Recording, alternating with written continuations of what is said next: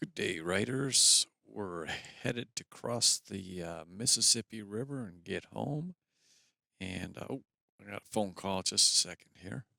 Yeah, I've been watching some of your clips, and I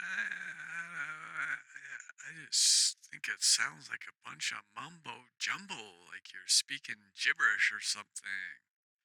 I mean, what are you trying to say? It doesn't make any sense. Help me to understand.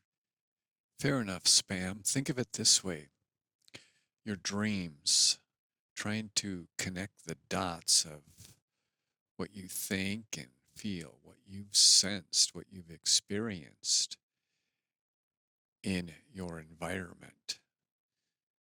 But your environment is more than just what you've got up in your head. It's what you have in your heart, and your heart knows something. Something is wrong, and something is right. In fact, you were created to walk with God or to dream at night.